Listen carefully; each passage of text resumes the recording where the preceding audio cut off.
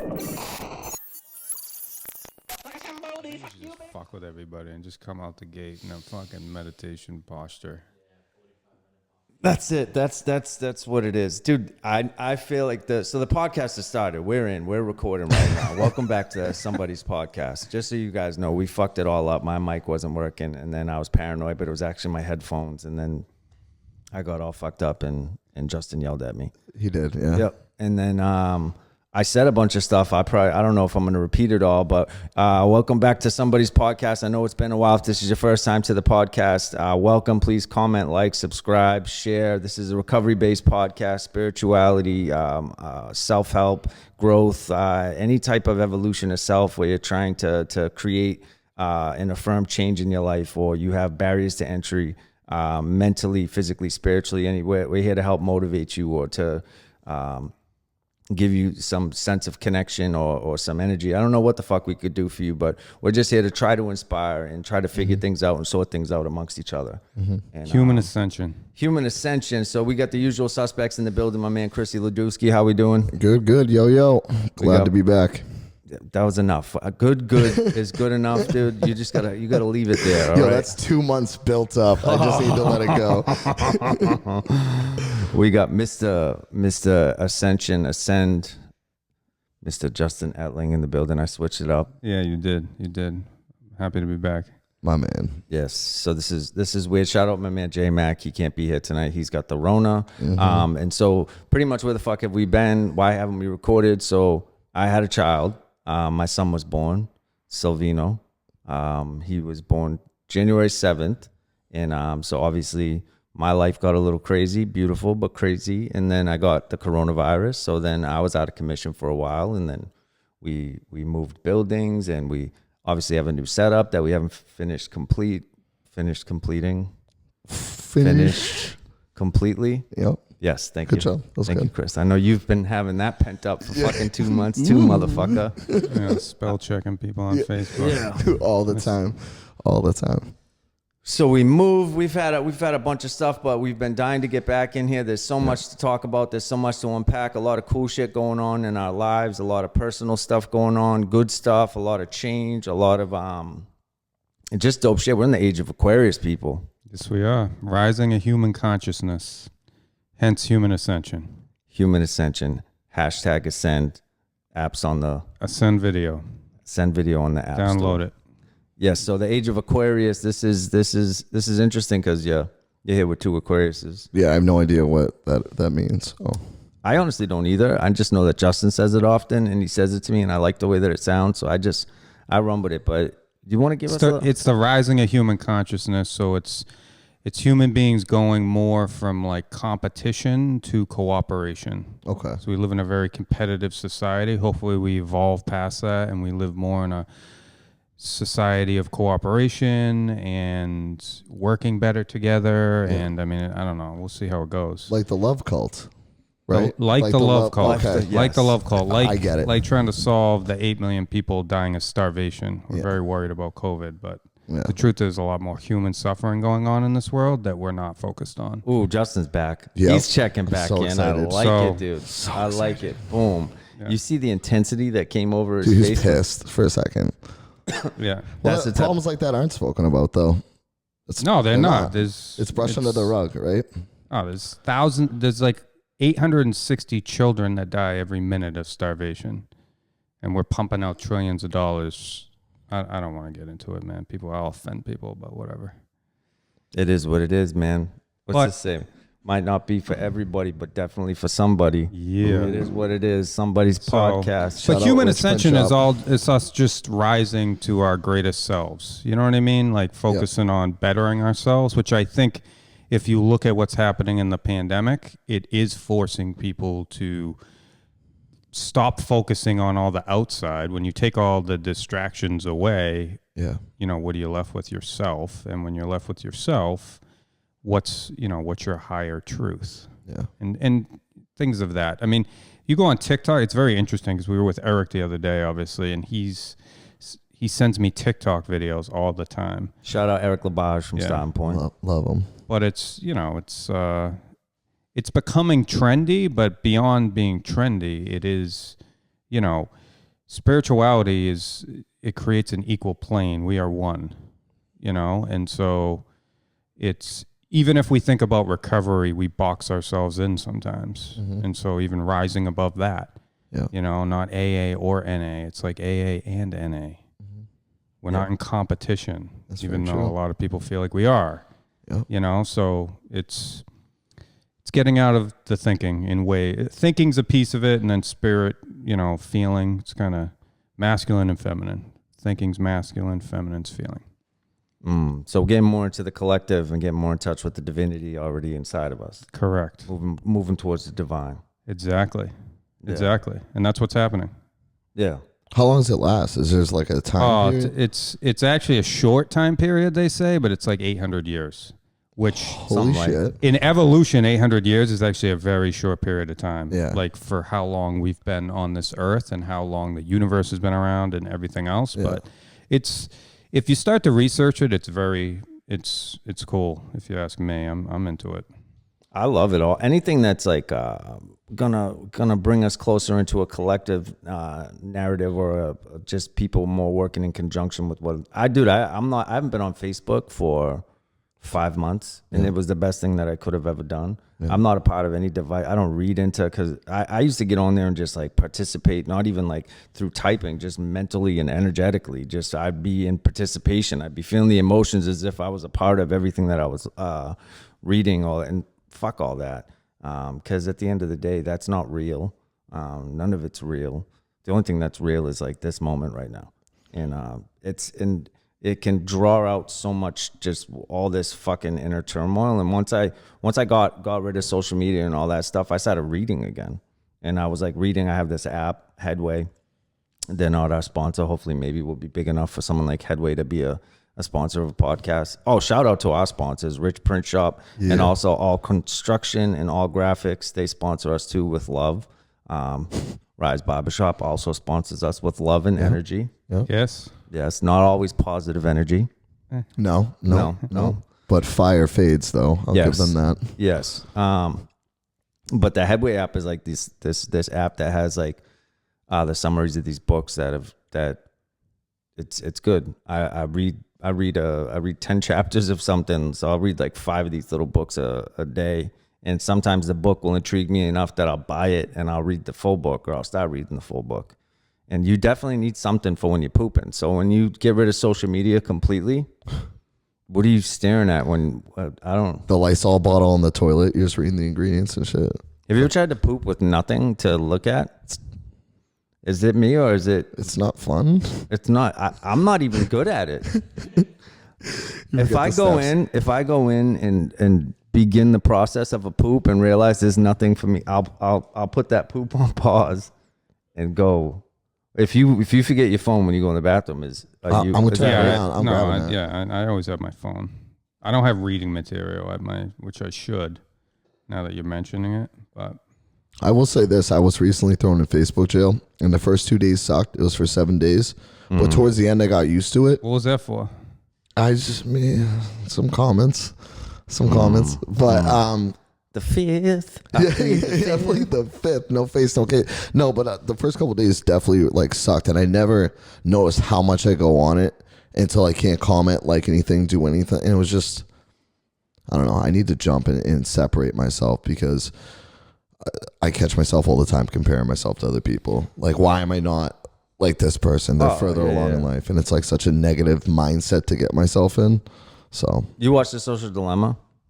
I did, yeah. Yeah, that shit. I feel like a piece of shit watching that. It made me. I already knew that that's what was happening, and the direct correlation between the triggers of certain neurons and like the endorphins and people being connected. And it's the cause of like depression, anxiety within people, self-esteem, and it's like it's tough now. It's tough because now you have two things that you, as a child, you're trying to measure yourself up to, which aren't real measurements for anybody, which is fucking school and now social media, which is fucking so toxic and I'm not anti-school. I just think that the actual school that our kids go to is fucking stupid as fuck as far as like what they're prepping our kids to do and be, you know, they haven't evolved school since they first fucking, it's like they're still training kids to go and work in a fucking factory.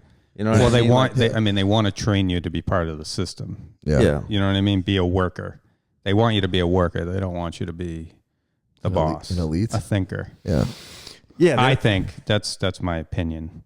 They don't teach people enough about their capabilities and their success and successful thinking and things that would actually be useful. Because the truth is, not that you need to read and write and these other basic things, but everything else you learn in general, if it's not honed in on what you're going to do, then you never use that information again. Well, it's the first adaptation of your self-esteem and self-worth as a child. I look at school, especially for me or whatever, it's like you're now telling me that my value has to do with the grades that I'm getting or the perception on my report cards. And because I'm not good at studying the way that you want me to study or doing math the way you want me to do math or all this, or because I don't have good memorizing. It's like you're in there actually just to memorize. Most of my teachers were a fucking joke when I was in school. Yeah. And I respect there's great teachers out there, and there's teachers that do an amazing thing. It's a very underpaid job, and it's the whole structure of it's fucking stupid, just like the whole political structure. And I just think in preparation, it should be the stuff that I had to learn in like my fucking late 20s. Like you should be prepping kids about so many different things, like the physical, mental, spiritual component of life. Yeah. And then the financial elements of life that have to do with all these things that are actually going to take place when you grow up and you have to go out into the real world. Like the financial institution, like in high school, I learned nothing about finances. I didn't know anything about taxes. I didn't know anything about opening up a bank account. I didn't know anything about how to start a business or an LLC. Like you shouldn't have to you shouldn't have to get into a college to go to business school for them to break down, like go on the state website. Here's the fucking application that you fill out. You have to get an MPI number or a business ID. And this is how you do this, or all this shit that you can teach, because not every kid is going to be the greatest at one thing, and they shouldn't be defined as like this is your value now, because and especially the arts. There's so many kids that their niche and their life is going to lead them to the arts or to something that has nothing to do with like the memorization of all these different things. Yeah. I had a math teacher that instilled in us. She's like, if you don't go to college, you're going to be working a bad 9-to-5 job. You're going to hate your life. And she also told me that I'm not going to have a calculator on me, so I need to learn this shit. Well, I have a calculator with me all the fucking time. Yeah, and some of the most successful people that I know never went to college or completed high school. You know? No, I get it. But it's not this or that. It's you know, it can be valuable for some people, not for others. But for it to be a measurement of who you are is the issue. The fact that it's become ingrained that who you are depends on how well you do in school is bullshit. That's a bullshit teaching that should not be taught. And it doesn't. And again, it's competition. It's not cooperation. There's no equality in that. Do you know what I mean? So that's where you like get into social dynamics and other things. That's the issue I have with it. If you read Outwitting the Devil, it's a very interesting book by Napoleon Hill. He wrote it in the 30s, and it didn't get published until well after he died because his family was scared for him to print it. But it's very critical. The premise of the book is he's having a conversation with the devil, and the devil says the way he's manipulating people is through schooling, through church, through the healthcare system. Like he names a bunch of stuff, and it's very interesting because it was written a long time ago, but there's like a lot of, I don't even want to use this word because I think it's bullshit, but conspiracy. Yeah. You know, at these days, anything that you label conspiracy. Again, I'm not saying that. Hit that button, Nico, the conspiracy button. What's the conspiracy? Do. Yeah, just keep going. Don't. Yeah, that's not. But that's not. No, it. that's not it. That's not it. Oh, there it is. Here we go. Yeah. Hit it again. One more time for the people. All right, go ahead, Justin. Yeah. We're ready for you. So, but, you know, at the end of the day, I don't like the word conspiracy because they're like chastising people for it. And there's nothing wrong with digesting information and being able to formulate your own opinion. And the fact that we're starting to live in a society that you're not allowed to digest certain information because they say that you're an idiot and there's no way that it's true, even though half the time the stuff is true and they prove it later. At this point, I'm suspect of what the fuck's going on in society. That's how I feel. I just got to be honest. I'm suspect. Yeah. And if you can tell me that everything feels right energetically, that everything in our society, that you just feel full trust for the whole system, good for fucking you. I do not. No, we're in weird times. We're in weird times. And so if you read Outwitting the Devil, it's an interesting book, and it kind of, navigates through some of these things. And again, that I don't even care about that stuff, because the truth is, if you rise your consciousness, it doesn't matter. Oppression lives in your teachings. So we've been conditioned to be oppressed. It's like, it's the analogy of like nailing a stake into the ground when an elephant is a baby. And the elephant will fight the stake a little bit, but not be able to get off the stake. For the rest of its life, an elephant will stay connected to the stake and won't pull it out of the ground, even though it easily can. That's a fact. So that's how they train elephants in the circus. They pound a stake into the ground when they're a baby, and they'll do it for the rest of their lives. They'll just pound a stake in the ground, and the elephant will stay there because it thinks that it can't get off the stake. And so that's conditioning. And so, when you talk about educational institutions or other things, it's conditioning, in my opinion. And so anything that's conditioning you to limit yourself, like, we don't have enough teaching today for people to be, to live to their capabilities is my issue. Yep. You know what I mean? We're not conditioning children to prosper in whatever they're good at. Yeah, and it's not even a school thing for me. It's the idea that something defines you or gives you your value. And the thing is that I'm always like no, you can't people. And it's like, yes, you can. And it's like to tap into the parts of people that will connect them to something to help put them on a path of like meaning and purpose. And like that instilling, it's like teachers should just be like motivational fucking speakers constantly. They should just be empowering and building and all this stuff in spite of. And don't worry if this isn't your strong suit. There are other things that you'll be able to succeed in life. There's other avenues. There's other outlets like guides. They should be your first spiritual guide or whatever. But I agree. And that's not what happens. They label kids as bad. And the kids that are labeled as bad have the worst fucking home circumstances and are being conditioned that they're fucking shit. And that's the problem. You know what I mean? And I just speak for myself because I grew up in tough circumstances and got labeled as the bad kid. And it negatively affected me. And it is what it is. Luckily, I found recovery in the program, which, gives us different teachings and other stuff. But as a society, we could do a better job of not even the right-wrong paradigms. It's like I'm not a big fan of those anymore either. You're good, you're bad. It's like I'm not saying there aren't evil people out there. There are, but they're rare. The majority of people, we work with people in addiction. The majority of people are good, inherently are good, and are looking to be empowered and loved. It's what we're all seeking. So, yeah, I'm about a system that's more about that. Unity, love, all that. Let's unpack some. Let's get into some shit, man. So this podcast, I'm definitely gonna label this one. I don't know, something maybe deep breathworks, healing, fucking trauma, something. But I had a unique experience that I want to unpack on here with Justin and Chris and whoever's watching this, Mom. Hi, Mom. I haven't talked to you about this, or Chris's mom, although Chris said she hasn't even asked about the episodes. Random people are hitting me up. I'm kind of let down. So does she even watch anymore? I don't know. Maybe she doesn't love me anymore. I don't know. We'll find out. So I'm going to unpack this. So it's a lot. So I went to my first deep breath work session. Can you explain what that is? Deep breath.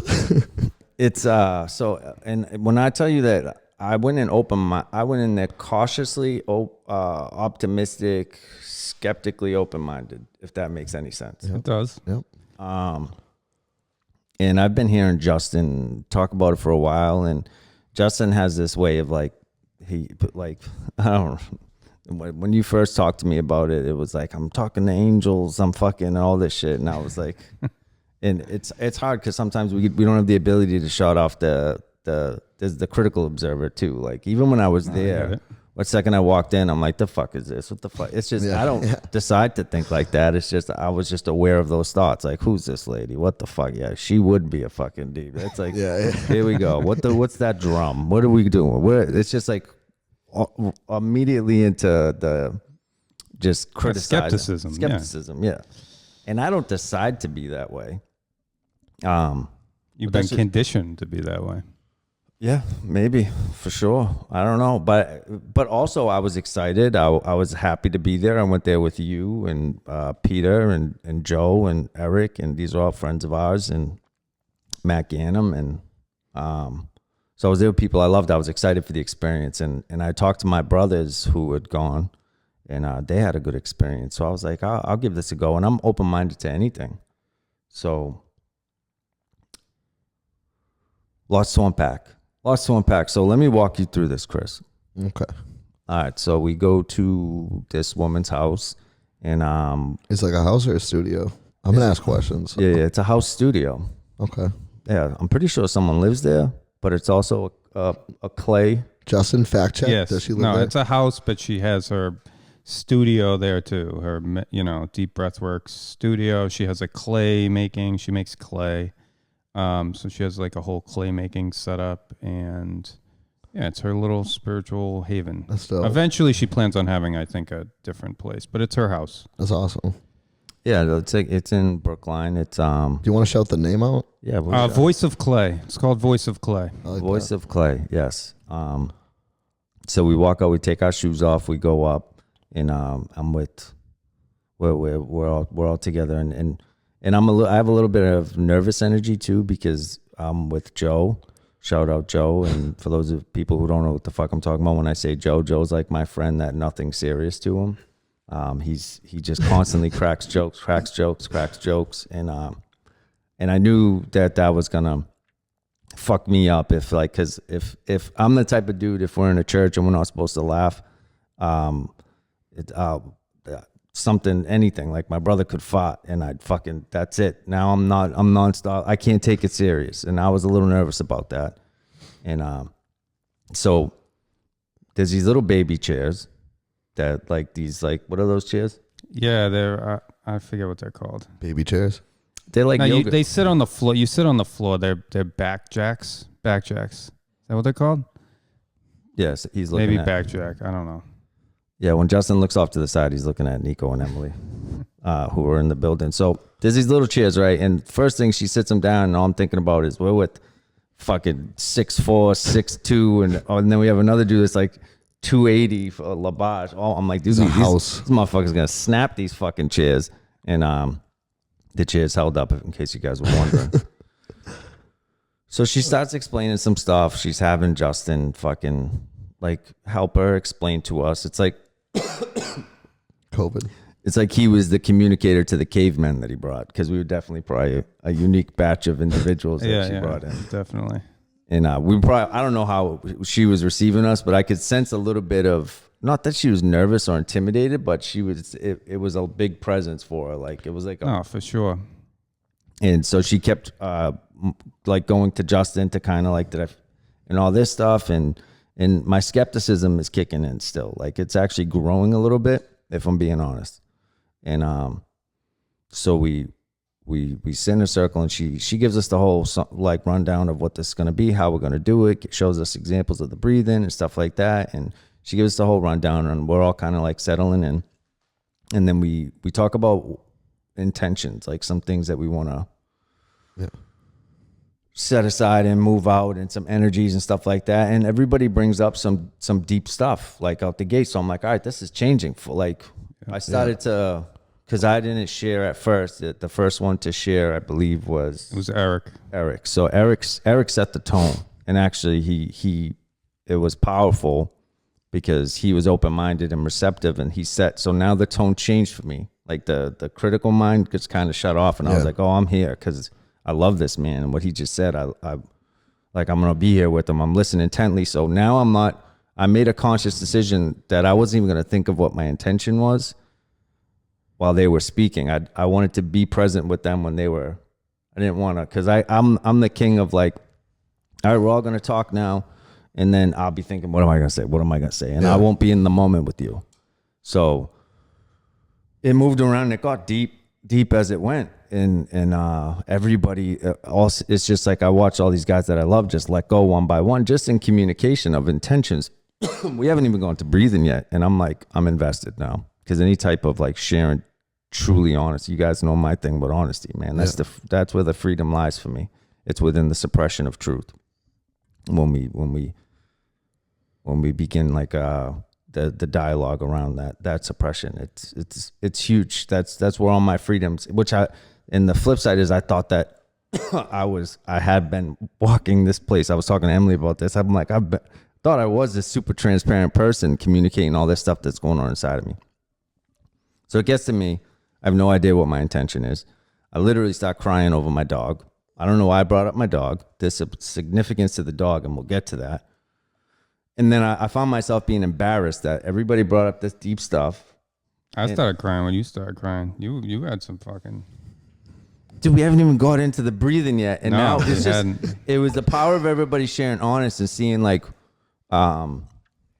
what they were bringing up. And then it came to me, and it was, I think that instinctually the first thing that came up to me was the pain that I still feel over my dog that passed away.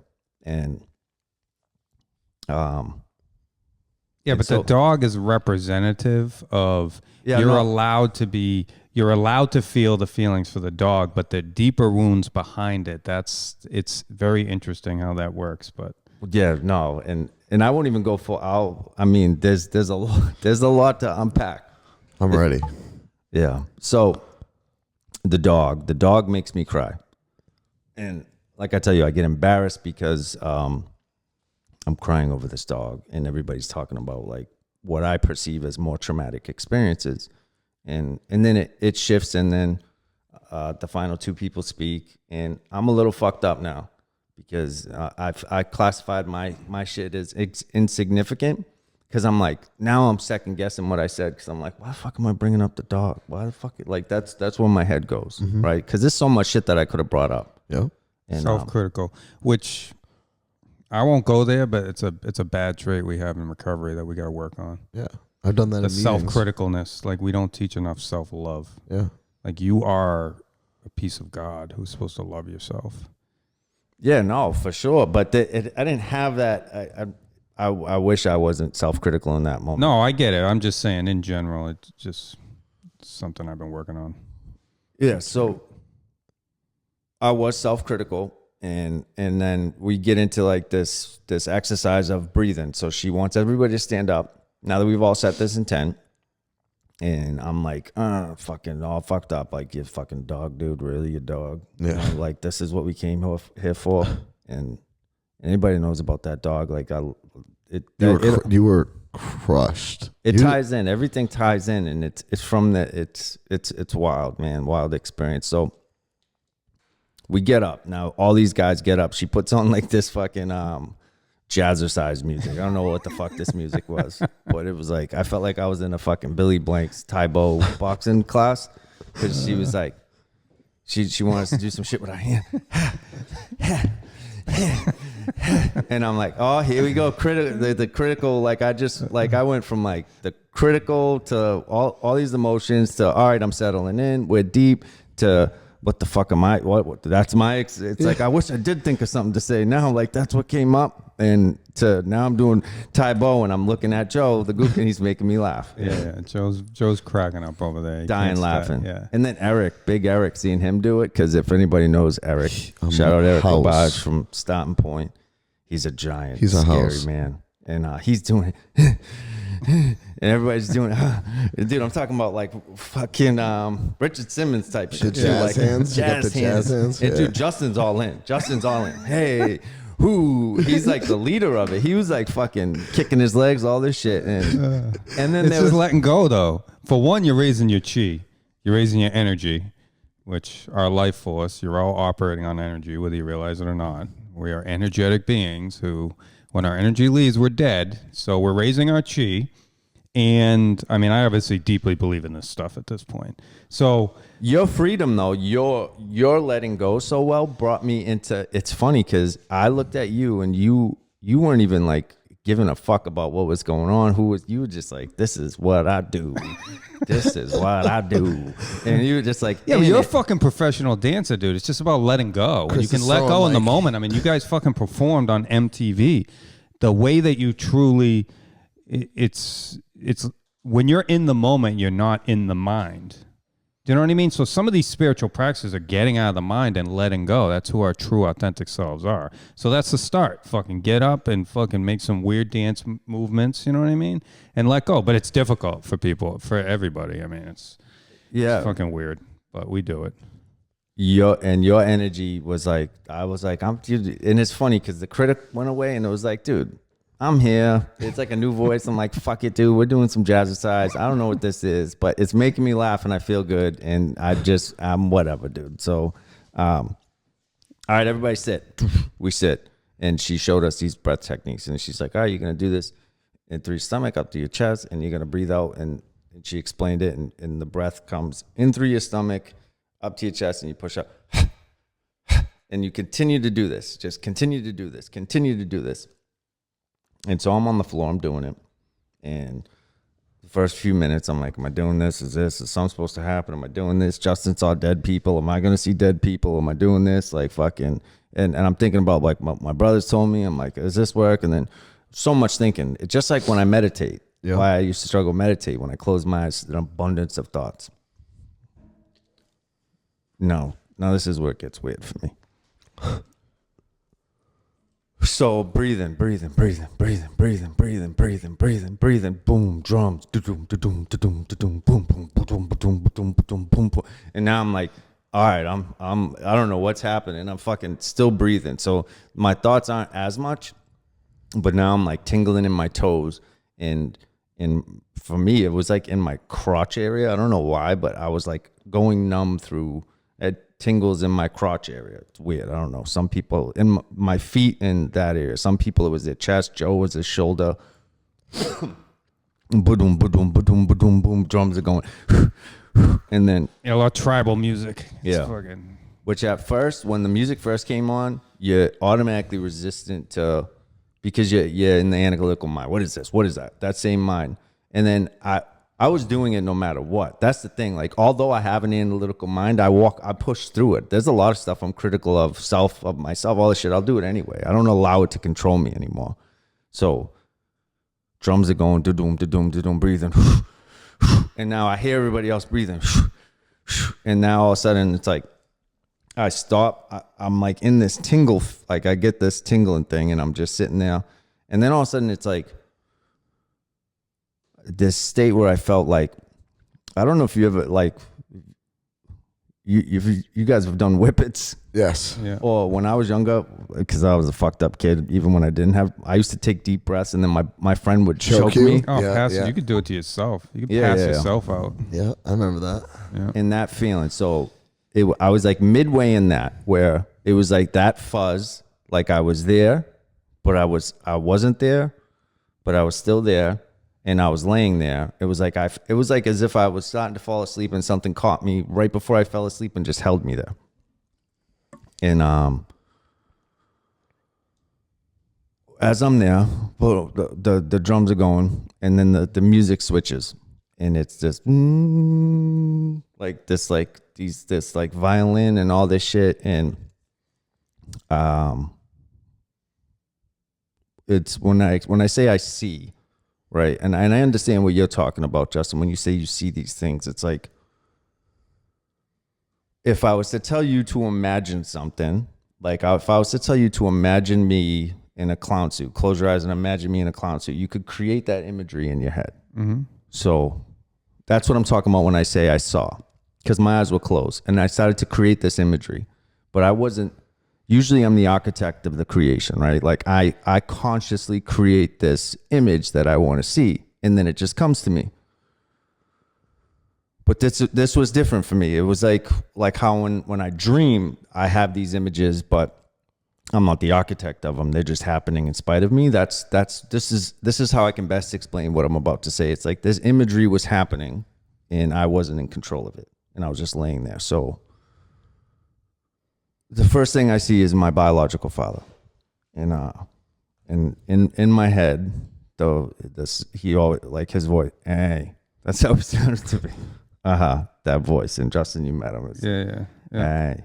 And dude,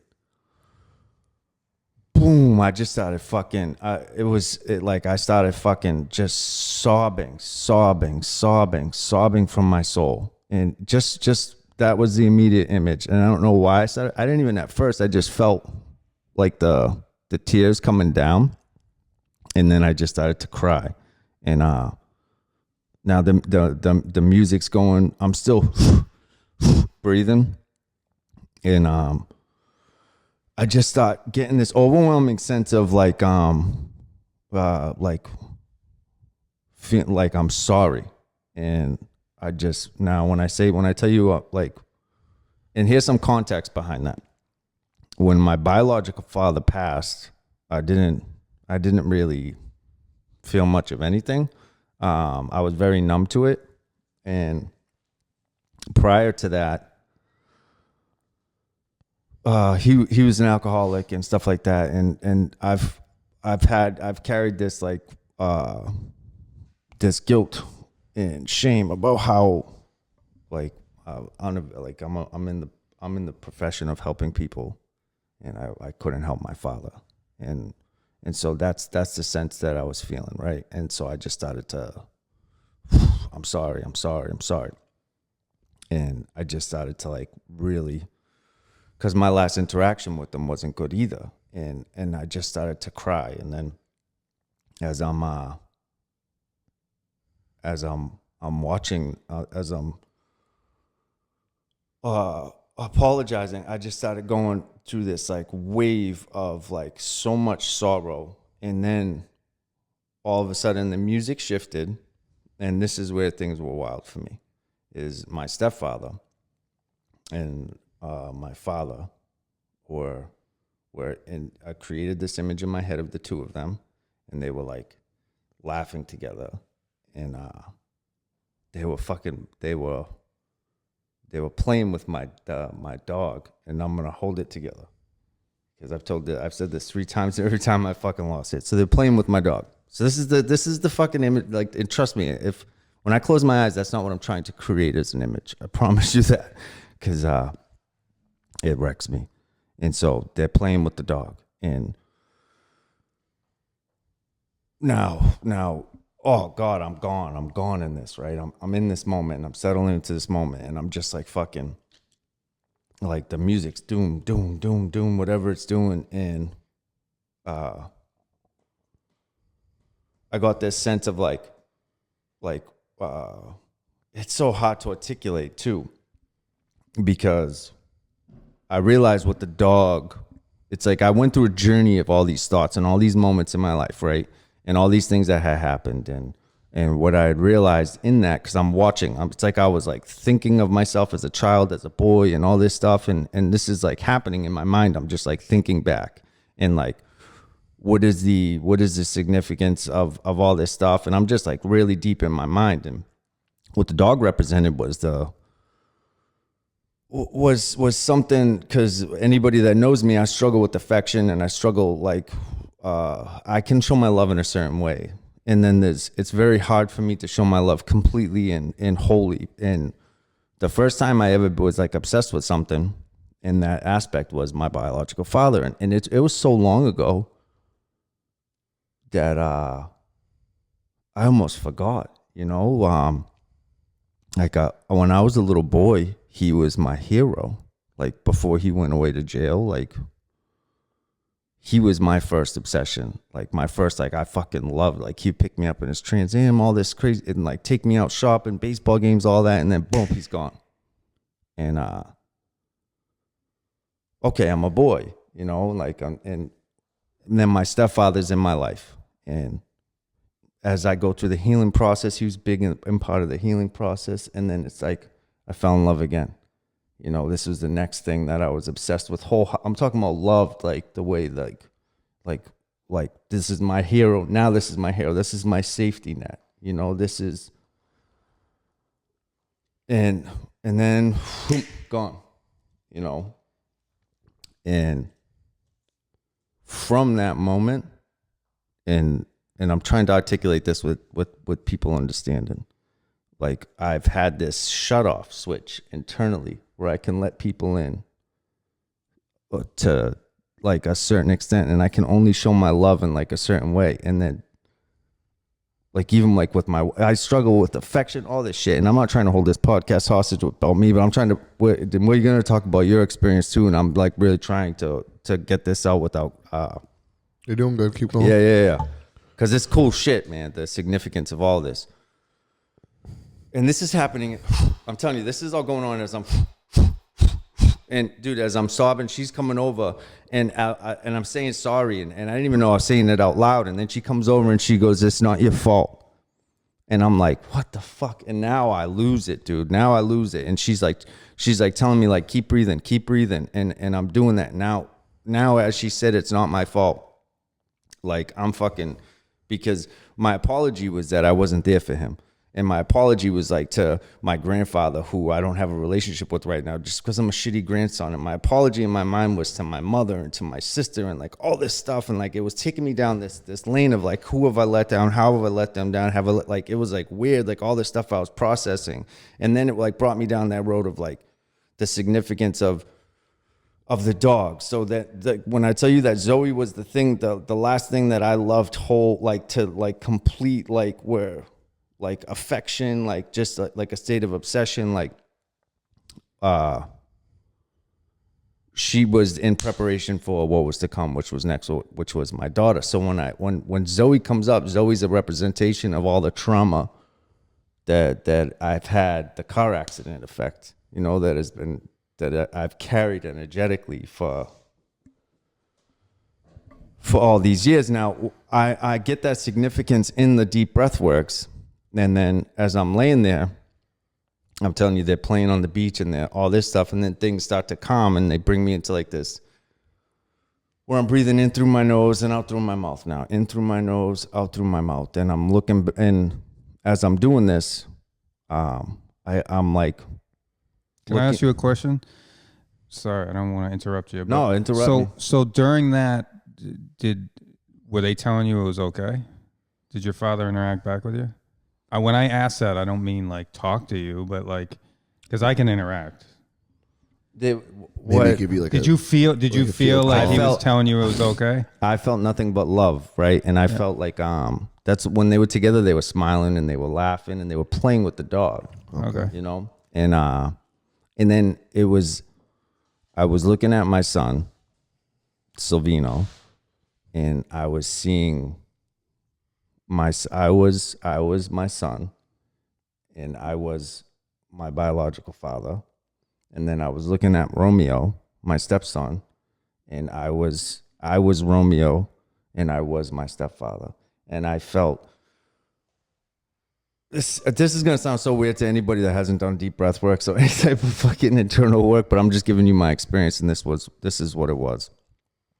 I had this like sense of empathy for my father, this deep sadness, this deep sorrow. Like, I understood, and I like for him. And then I had that same sadness for that boy, which was me, you know. Mm-hmm. And then I had that same for my stepfather, like that deep sadness and like that empathy and like a gratitude, like, because there was like, I think a lot of like when I reflect, I leave out a lot of the good and I just cling on to the traumatic points for me. And in that, all I was connecting back with was the good, you know? And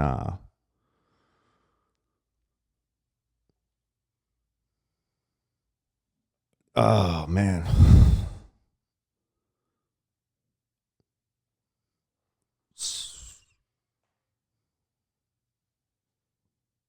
So I'll just stay there. I'll just okay. Yeah, because it's because I'm trying to get this out, and I don't want it to be like a podcast of me just fucking sobbing, crying. Because once I open up these floodgates, I'm just worried about what I did in Deep Breathworks was fucking. So all this is going on within this, Chris. All this is going on within this, right? And then she comes over and she's like, you gotta yell, you gotta release, and then I hear Justin, and then I hear Peter, everybody's yelling, and now I'm like dude, I'm yelling, and then the song from Gladiator comes on, the end of the movie, and it's like one of my favorite songs, and it's like, dude, and I'm like fucking screaming, and I can't even unpack for you everything that I experienced in this, all these emotions that I went through, all these things that I saw. Like, in a nutshell, what I could say is, like, within that, I had like all this sadness, I had all this guilt, and then I had felt all this love. And when I was in there, I felt like this direct line connection with my buddy Peter and my buddy Joe. And I had no connection to Matt, Justin, or Eric. I don't know why. It was like I was just drawn to them. And it was like an energy thing where I felt like I was thinking a lot about Peter's, who's his mother who passed, and I was thinking a lot about Joe's dad. I was envisioning them. Like, when I'm talking about creating that imagery in my mind. But you're not creating the image. Can I? I said like I was creating. Okay. Yeah. Because they're there. They're there. The skeptical mind wants to say, I'm creating this image. But you knew that Peter's mom was there. Joe knew that Peter's mom was there. And you knew that Peter was experiencing his mom there. So Peter's mom was there. Peter's consciousness of his mom was there. And you can say it was just, you were creating it in your mind, but how are you creating something at the same exact time as he's creating the same thing? You're having the same experience at the same time that Joe's creating the same thing. This is where I think, and this might freak people out, and it's fine. I don't give a shit. It talks about this in every religious text. We are so attached to this physical realm, but we have a spirit. Our spirit has an intelligence, a consciousness. This is what consciousness is. You know what I mean? We think that all of our intelligence comes from our brain, but that's not true. Our brain processes our consciousness. We have a fucking connection to the divine collective where we are one. You know what I mean? And it's a piece of our spirit. And so when people die, we say in church, they live on, but we don't believe it. Most people don't believe it. They're skeptical. They think that physically you're gone, but physically they're not gone. They're still there. They're conscious, but it's beyond this physical realm. And so when you get into an altered state of consciousness, you do have the ability to interact with people who have crossed over, and you have the ability to interact with your higher self, your spiritual nature of yourself that knows your highest truth. And so what you were interacting with was your higher self. That's my opinion. And I've done deep breathworks 40 fucking times now, 50 times. And I've done all kinds of other spiritual hypnosises and other things. And, fucking Bill W. talked about being rocketed into a fourth dimension of existence. Right. This is what he's talking about. Yep. This is what he's talking about. And so... Yeah, no, I agree with you. I'm just saying. I'm saying to describe it as if I was. I'm not saying I get it. As if I was people could picture what. Yeah. When you explained it to me, I pictured like your eyes were open and you were seeing dead people. No, I get it. No, I understand. Believe me, I get it. That it's like, it's a figment of your imagination, but it's clairvoyant senses. If people really want to research this, we have clairvoyant senses, and so. People don't realize that your imagination is a clairvoyant sense. It's clairsentience. And so when you get into altered states of consciousness, you actually have 8 clairvoyant senses. You're getting in touch with those senses that are senses of your spiritual self that we've tuned out because we're so attached to the physical realm. And so when we talk about human ascension in the age of Aquarius, we're actually opening up to these senses right now. More and more people are opening up to these senses. And so sorry. No. That I needed to. I'm done beating around the bush with the shit. It's like, this shit's real, and you can think I'm crazy. I don't give a shit. Like, I used to always want to please everyone with like, this is my interpretation, but like whatever. And I don't, and at the end of the day, somebody can just be like, yeah, you're fucking crazy. And that's cool. And even if I am crazy, even if these are all figments of my imagination, I know factually they're helping me heal. Yeah. I know that factually. So you can be a skeptic all you want and stay sick. You know what I mean? Because for me, skepticism and negativity keep me sick. And so if something could help me, why would I ever be like closed-minded to it? Like, that's stupid. I mean, I know why, because I've been conditioned, because and in ways it's the ego is the anti of the spiritual realm. The ego doesn't want you to, because the ego dies when you are truly in touch with your spiritual self. And so the ego's fighting for its fucking life here. You know what I mean? So it's like, no, that's fucking bullshit. Don't listen to that. That's fucking stupid. That's fucking, you know what I mean? That's literally what the ego does, the analytical mind. You can label the analytical mind as the ego, but it literally is just there. Like, nope, this is fucking stupid. Nope, he's full of shit. Oh, he's seeing dead people? Yeah, fucking crazy motherfucker. But it's like, cool. And so I recognize the ego for what it is. I respect literally, it. you just gave the perfect example of the analytical mind. When you notice when he talks, right? And this is cool. It's like he splits in two, and because how he interrupts himself to counter argument himself, give a counterpoint to himself. Yeah. That is literally this one version of Justin, and he's debating the analytical version of himself. Like when he gets mad at. I've realized I've had that revelation. Like when you get hyper intense and you're yelling at someone, because no one was being critical and no one was being judgmental. There's no one here, and that no one even brought up. But that you I'm arguing with myself. Yeah. That's literally the parts of you that the critical, that because I do the same thing. But I just watched it live unfold because you literally counter-argued yourself and then asked the question and gave yourself the answer. And you're like, I don't know. I do know. The other part of you. So there was a part of you that didn't know right there, but the other part of you knew, and he let you know that he knew. Yeah. And he actually gave you the answer. That was actually dope to watch. Cool. Yeah. Wow.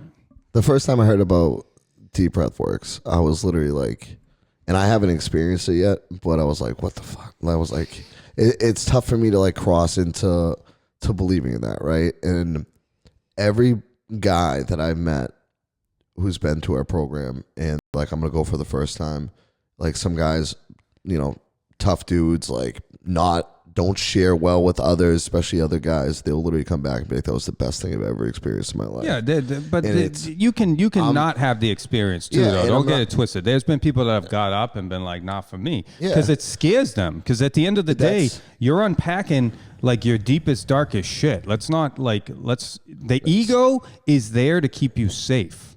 The ego, like everybody wants to label the ego as this bad, conceited thing.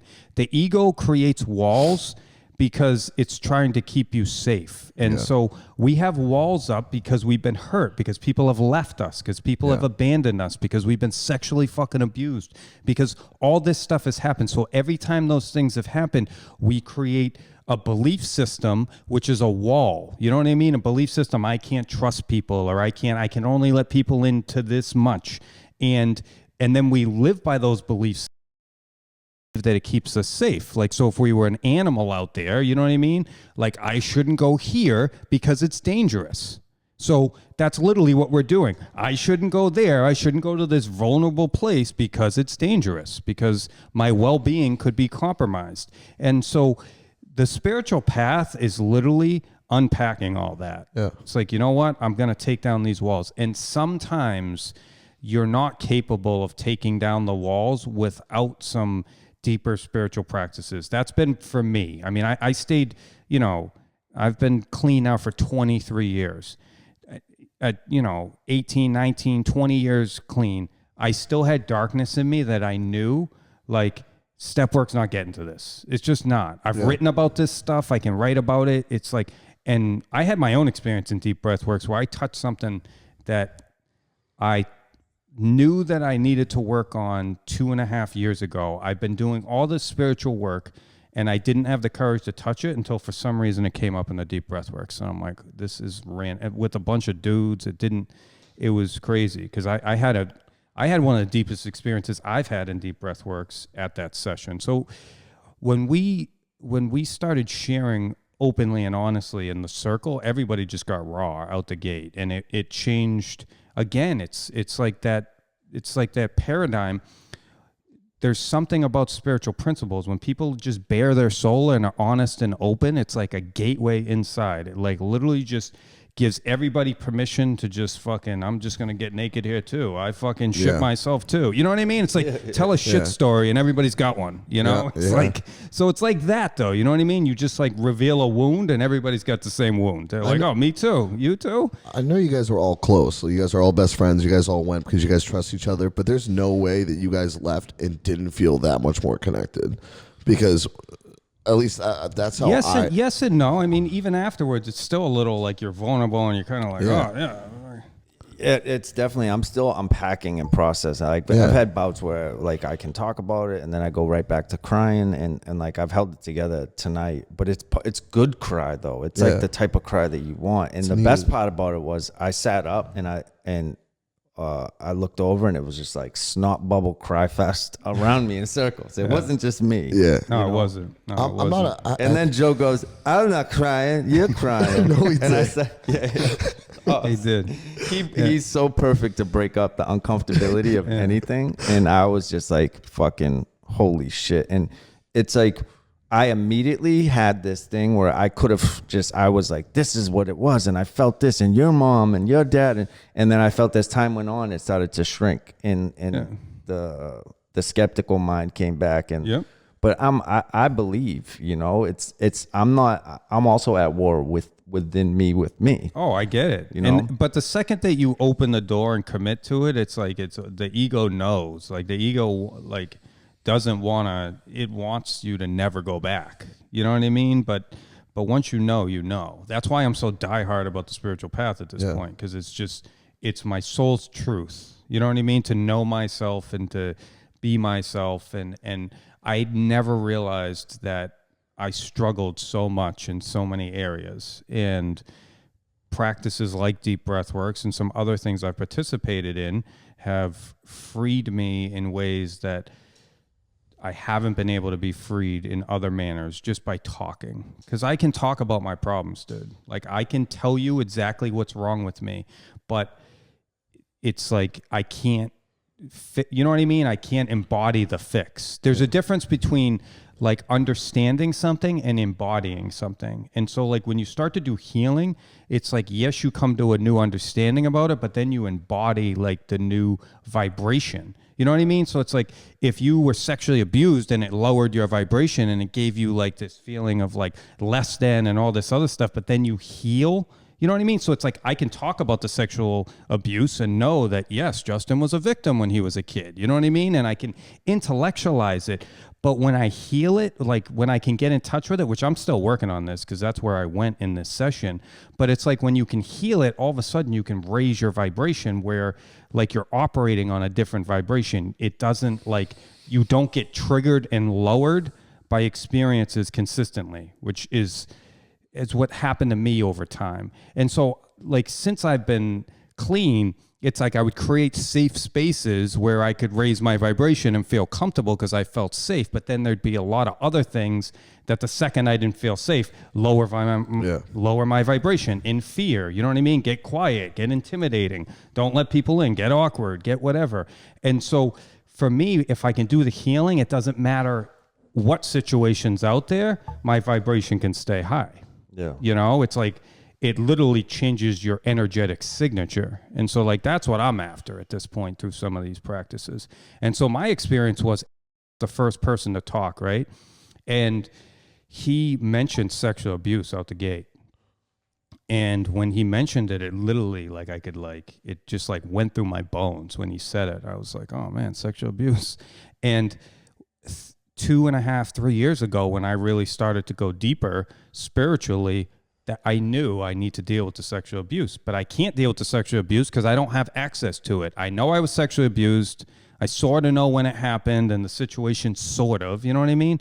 But I don't really have like any true access to it. You know what I mean? Like really my childhood before I was 10, very small memories, which happens to a lot of people who have experienced trauma and abuse. They literally don't have any like connection to their childhood, which is my experience. And so I used to tell this story in recovery that like I had this traumatic childhood but then I did all this work in recovery and now I'm over it. But how can I be over something that I don't have any fucking connection to? Yeah. Do you know what I mean? I'm not really over it. That shit's fucking still haunting me every fucking day. So I came to this revelation like, holy shit, dude, I'm still fucking haunted by a lot of this stuff. And so I knew the sexual abuse was one of the things that I would have to go do. So I went to this spiritual ceremony in New York. I drove there by myself and fucking sat in this fucking room with all these people. Nothing happened. Literally nothing happened. I went there with the intention, I'm going to fucking face my sexual abuse. I'm going to fucking heal myself. And nothing happened except for I realized sitting in that room that I was the most walled off, guarded person in the room. And when I drove down there and when I first sat in the room, I thought, I'm one of the most spiritual guys sitting in this room. I got 20 years sober and I've been working on, everybody thinks that I'm this fucking spiritual guru and fucking, you know what I mean? Because everybody labeled me as like Mr. fucking spiritual and all this bullshit. When the truth was, I was the most guarded guy in the room. I was I don't want to say least spiritual because our nature is just, the true nature of who all of us are is spiritual, but we just put walls up. The only difference is how walled off are you? And the more wounded you've been, the more walled you get sometimes, or whatever, experiences that you've had. So mentions that, it makes me think about it. I had a bunch of other experiences. 9 months ago, I did spiritual hypnosis. I did a lot of spiritual hypnosis, like past life transgressions and all this other stuff. But I did one where I went to go visit the sexual abuse. It just came up in the experience. And I went there and I shut down, dude. I was like, nope. And she's like, oh, so you in the scenario? Do you see the predator? And I'm like, yeah, but I don't like, I shut down. I was like, she's like, is your mom or dad there? And I'm like, nope. I'm good. I'm done. Like, I'm done. She's like, what? I'm like, I'm done. Session's over. Yeah. And I had done all these sessions with her where I'd had these like really cool open experiences of like, and literally in the middle of the session, I'm like, nope, it's over. I'm done. And I just couldn't go there. I just couldn't do it. And so, dude, this one, we start breathing and all of a sudden, dude, it's so weird. I just like, dude, So I went back to the sexual abuse scenario for the first time ever in my life. First time ever. And all I felt was extreme rage. Extreme rage. Like rageful, like I've never felt. Like I literally, and it's so interesting because I do deep breathworks a lot and I bring the clients all the time. But with the clients, I don't feel safe to be rageful. It's like, oh, I got to be Mr. fucking spiritual. You know what I mean? And I got to like, I have this like, label of who I am with them. And so being in a room with all these men who I love, and they gave me permission to kind of go there and I felt safe, which if you had told me I was going to feel safe in the room that the guys that were there, I would have said no fucking way. Some of those guys make me insecure, you know what I mean? Like sometimes about whatever, like that wouldn't have been the group I would have picked. But the universe is funny how it works because I didn't pick the group at all. Chris did actually. Chris coordinated the whole fucking thing. So but it's exactly what I needed. Dude, I went there and dude, I was rageful, but it was almost like I wasn't fucking there as a victim. I was there as like an empowered fucking, since I was in a room with all my fucking boys, I was like, motherfucker. What's up now? What's up now, motherfucker? Here I am, dude. And I literally was empowered. Dude, I fucking slammed my fists on the fucking ground because like you're allowed to hit the fucking ground, like you're allowed to like release energy. Dude, I yelled so fucking loud and I fucking pounded my fists on the ground like I was gonna fucking, I was like, yo, dude, like multiple times, like release, but that's one of the points of breathworks is to release that energy out of your body, get it the fuck out of there. Yep. And dude, it freed me up a little bit. I mean, I don't think it's over. I still got some more processing to do, but the cool thing after that was when I was in the hypnosis, she asked me, are your mom or dad there? And I'm like, fuck, my mom or dad there? My dad left when I was fucking 1. My mom's a goddamn alcoholic. No, they're not fucking there, you idiot. That's what I thought when she asked me. Mm-hmm. Got me angry when she asked me in the hypnosis because I'm like, no, bitch, they were never fucking there. You know what I mean? That's what. Sorry, excuse my language. What? No. But dude, my fucking mother, my alcoholic mother, showed up and apologized, like and literally was like telling me she was sorry for not being there for me. And I literally like got to spend time with her, which again, it's like she's passed, and I have a lot of guilt myself that I didn't show her the love and compassion that I would today. If she was here today, I would treat her so much differently than I did for all the year. Like, dude, she died when I had 10 years clean. And for not like the majority of the time, God saw fit to show me a glimpse at the very end, right before she died. I got to spend like 3 months with her where I didn't hate her. But almost my whole recovery, I hated her. I resented her, and I couldn't get out of my own way with it. And I would just go down there and show up, you know, and on Cape Cod and sit there for 20 minutes and, you know, pretend like I was a good son, because I did things because I thought I was supposed to. I didn't do things because it's how I felt. I like didn't listen to myself for a long time in recovery. And so I got to spend time with her, and it was amazing. It was like really nice. I was actually holding her, I think. I was telling her it was okay in the session, which is interesting because she was apologizing to me, but I was like accepting the apology. And again, this is all fucking it's like in your imagination, but you're feeling the feelings and you're experiencing and communicating. You know what I mean? It's like hard to explain, but it happens, and it happens to a lot of people. And beyond happening to a lot of people, his experience, I've had the same experience. Like his brothers went the week before, and I saw his brother's experience. I saw the same exact experience that his brother was having. I saw his brother dancing. I saw his father there. I saw angels there. He felt flapping wings behind him, and I saw angels behind him. And you can say I'm crazy, but that's what I saw, and that's what he felt. And we didn't coordinate talking about it. You know what I mean? We literally talked about it right afterwards. That's so crazy. It is crazy. It is crazy, but this is the spiritual realm. This is the age of Aquarius. What is the age of Aquarius?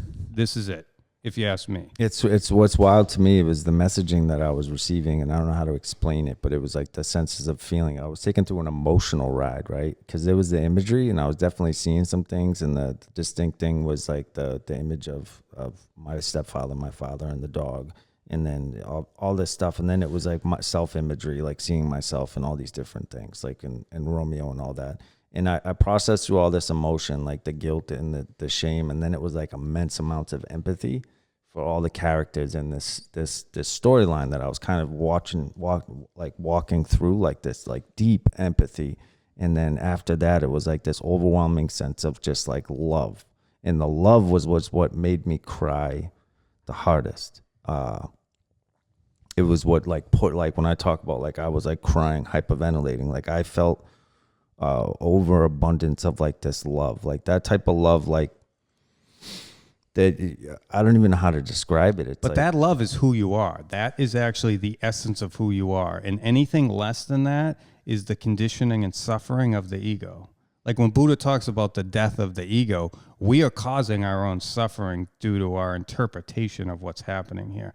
But the true essence of who we are, in my opinion, and that's what Buddha taught and that's what Jesus taught, is that we are pure positive energy of love and compassion and empathy. And so we have the ability to experience that and get back to it, and hence what we're doing here. That's the journey of like, you know, evolving our spirits. And I think part of it too for me, and you can kind of help me with unpacking this, is a lot of this has my it's the self-love that I have a hard time practicing, which gives me the because it's like I was talking to M previous to this. I thought I had done, it's like similar experience to you. Like I'm a very transparent dude. Mm-hmm. And I'm not afraid to give my truth, but it's like sometimes if you don't sit with yourself long enough, you don't even know what the cause, what's going on. You think you do because you're being transparent in whatever's going on, but it's like I knew I had all these things inside of me. It's like, and the way I can explain it, and I was saying it to you too, I think it's like a picture, like it's like if I was driving in a car internally, it's like I've driven by them and waved at them from time to time, like I've like, hey, how are you? You know what I mean? And like kept it. I've never ignored them, nor did I think I was suppressing them. I just thought they weren't affecting me in the ways that they were affecting me. Yeah. And I realized in that, wow, I got a lot of shit that's fucking. We all do, dude. Yeah. But that's the recovery from self. We started the beginning of the podcast is like recovery from self. Hence, welcome to human ascension. And we're all recovering from self. Like all of us. I don't care who you are. You know what I mean? Yes, we happen to be in the addiction realm. But dude, in my spiritual path at this point, I've met many people who have, you know what I mean, are on recovery from self also, from their own ego suffering.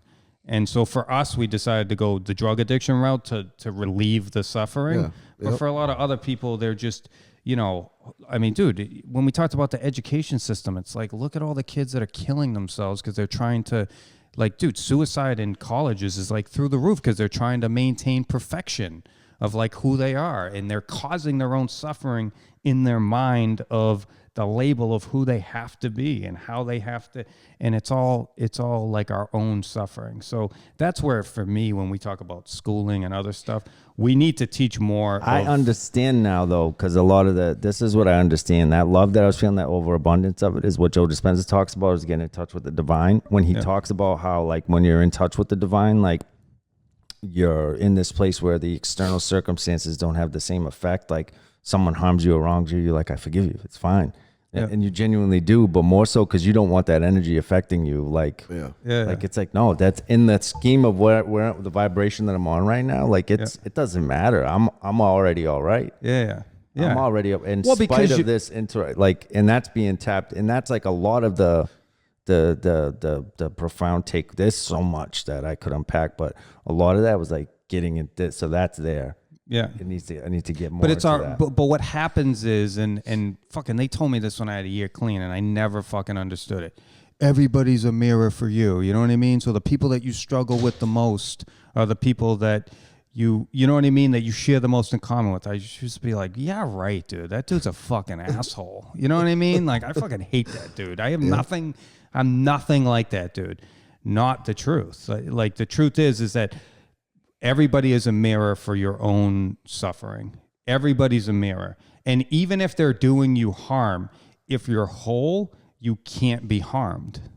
Do you know what I mean? So if you're being harmed, it's because they're poking at a wound that you have. And so when you come to understand this, and it's just like they say, it's like life is your teacher. The universe is always giving you what you need. You know what I mean? Always. It's always serving you. So even if you have some asshole in your life that you're like, what the fuck with this dude?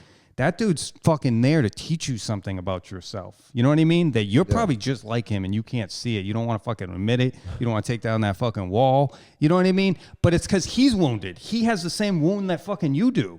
So when you can do your own healing, you have compassion for that guy because you just understand. That's when Jesus makes sense. He wasn't affected by anybody because he just understood they were wounded. So he didn't chastise people who wanted to kill them because he just understood that they were wounded.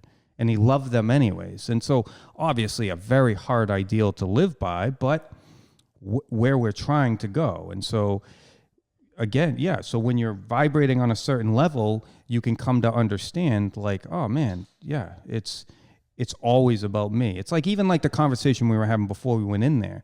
It's like, you know, I always had this view about my sister, and you know, I've held on to like little things that she said, and I can sell the fucking story, you know what I mean, to you guys that she sucks. But the truth is I have a huge fucking part in that. And my part in that is that she makes me feel unsafe. And the second she makes me feel unsafe, I'm like, fuck you. And then I have all these storylines about the fuck you and how you suck and this, that, and the other thing. You know what I mean? But the truth is that I've kept her at a fucking arm's distance my whole fucking life, dude. My whole life. I have never loved her properly. You know what I mean? I have never let her in. And she's tried multiple times with me. And I can sell you the story about the bad things that she said to me and how she's been mean to me and you know what I mean? She sucks. And no, it's me, dude. It's my work. Never felt safe. You know what I mean? And as a result, I would never let her in. And I always sold myself the story that it was her. And it wasn't her, it was me. And I got to go fucking apologize. Like, I'm still trying to figure out how to fucking go apologize. And we'll see. Dude, she was in a car accident and almost died. And I didn't fucking show up, dude. Because and the reason I didn't show up at the time was because I was trying to be like truthful to my own truth of like, we don't fucking like each other. And like, so I'm just not going to show up. Like, you know what I mean? Like if I show up, it's like, I'm always showing up just because it's the right thing to do. And I'm trying to be proper, you know what I mean? But I was like, we don't even like each other. You know what I mean? So I'm not showing up because fucking, I don't, because you know, like, because I'm an asshole is why I didn't show up. Let me just put that asshole right here. But I needed to be the asshole to reveal my truth in it. Yeah. It was part of my journey to my own truth is the truth of the matter. So it's deep stuff. There's a lot of, I mean, we could probably do a part 2 on this episode, but I know we've probably gone, how long have we gone? We gone a long time? Hour 15? That's actually pretty low, but we're coming to the end of this podcast, and I do want to hear from Chris Ledoux. So we've just dropped a lot on your lap. Jesus. I almost cried a couple times, especially when I see Justin start getting teary-eyed. I'm like, oh, this motherfucker. So I'm extremely open to it. I'm afraid of not seeing anything, and I'm afraid of what I'm going to see. You know, with step work and stuff like that, you know, all these resentments that I build up, and, you know, you work towards like finding your fault in them, right? And I feel like I've told myself because I made an amends and I've let things go that I've gotten over them. But there's so many things that that still eat away at me today. And Nicole all the time is like, you should go. You're going to experience something. Even if you don't, that will still be an experience. And I think it's definitely something I need to do because I've been so stagnant, not just in my recovery, but like I get comfortable easy, but there's still something inside me that's like, even when Nicole like poke at it and she knows she's like, something's up. And it's like, I feel like that's what's kind of holding me back. Cause I'm at a point in my life where, you know, everything looks good, you know, I feel good, but then there's like certain things like commitment issues, you know, from people leaving me or death and stuff like that. And, I'm just, like when you were speaking about your dads and the dog, and you're bringing up the past traumas. I'm just sitting here. I'm just like, dude, I don't know if I could do it, but I know in order to heal and in order to grow and in order to help others, like that's something I need to face. You know, coming up on 3 years clean, like I feel like I should do it now instead of, you know, later on. But well, and the problem with doing it later on, and I'm not discouraging anybody from doing it later on, but it's like, the longer you go, the more the ego has time to kind of like tell you, no, you're fucking good. Look at you. And look at you. You got fucking, you got so many years clean. Everybody fucking looks up to you. The ego is sitting on the bench at all times. Yeah. Like as your fucking cheerleader, like just pumping your fucking tires. Like, nope, you're fucking good, buddy. Now look at you now. And I'm not saying we're not good. We obviously have evolved. You know what I mean? Yeah. Everybody evolves in recovery, but there's something about these healing practices that helps us get in touch with some deeper stuff. But another thing I would say about your fear of not be ready to deal with something, you will never deal with something that you're not ready to. There's actually nothing to fear. Just like I said, it's been years worth of work for me to get to the point I thought I was ready and I wasn't. And I just happened to be ready yesterday. Was it yesterday? No. A couple days ago. It was yesterday. Oh, yeah. I don't know. A couple days ago. It was yesterday. Yeah, it was yesterday. It was yesterday, yeah. It was yesterday. So I just happened. So there's really nothing to fear because you'll never, like, your higher self is actually guiding you and wants to guide you, but you need to access it. And so. And your experience will be exactly how your experience is supposed to be. Yeah. And that's part of what this podcast is too. It's just kind of like presenting the multiple ideas. Because one thing you learn about myself and Justin and a lot of the people on here is we have a diversity of recovery portfolio. Oh yeah, it's never in. And I've had this thing instilled in me since a young age. My grandfather would say it to my mother, who said it to me. It's like God is everything or he's nothing. Yeah. So if he's everything, then he's within everything. So if he's within everything, then it's not this or that. It's this and that. And when you stay in that state, it's like you can go into everything under the assumption that you could learn something or it will be beneficial, and it gives you a seat from a different perspective. It's no longer like the peripheral or all this. We get to look at it from the bird's eye and see like how it all works in conjunction with one another. But this is it. We're at the end of this podcast. I don't know if we're a little rusty. We're just getting back into the swing of things. I'd like to thank my man on the ones and twos, Mr. Nico Rich. Shout out our sponsors, Rich Print Shop. You know what I mean? And welcome back, people. We out. Peace. Peace.